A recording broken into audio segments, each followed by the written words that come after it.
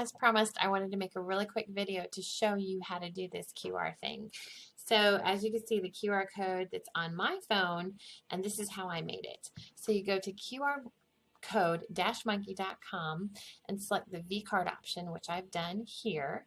Then you enter your contact name. Let me fix that. Esther Gambrell. And then in the title, this is where I put what I do in descriptive terms that are searchable.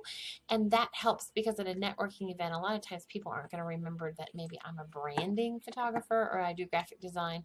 But if I put in here my specific what I do, photographer, videographer, graphic designer, branding, then if they search for video, it shows up because video is a part of the word of videographer. If they search for brand, it comes up. If they search for graphic design, it also comes up because I have graphic designer. So this is searchable. And then when I meet people and I have them scan, I say, hey, if you don't remember my name after this, that's okay.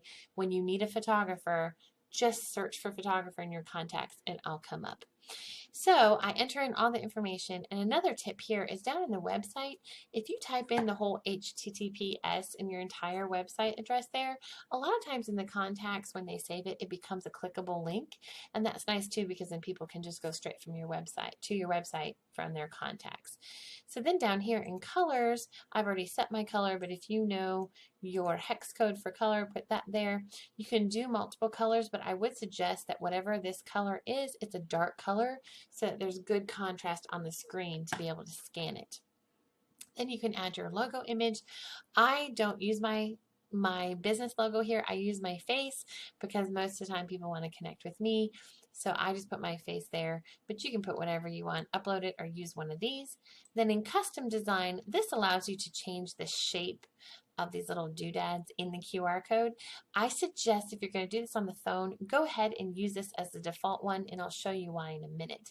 The iframe shape is just this shape, and then the eyeball shape is what is in there. I chose a circle because it looks more like a camera in my opinion. So I'm going to make this high quality, and I'm going to say create QR code. So it takes all this information over here, and it spits out there it is. And so here's why I use this body shape. Because if I change it to something like this and I say create QR code, notice what happens to all these little dots. They get really small. And on a phone, that's harder to read because another phone is reading your screen. And so you want as much contrast as possible. So that's why I choose that.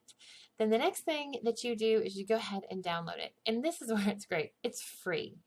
But if you wanted to sign up with the QR generator to where what that does is they will track as many times as people scan this, they will actually track it for you so that you would know how many times people have scanned it. This is especially helpful if you have QR codes all over town or something like that.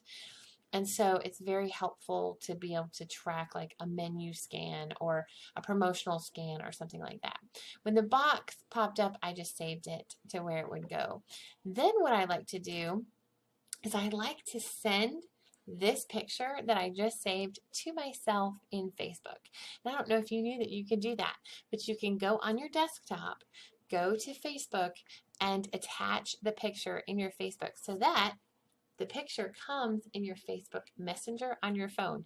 From there, I download the picture from my Messenger to my phone memory, and then I just save it and add it as a little icon on my home screen.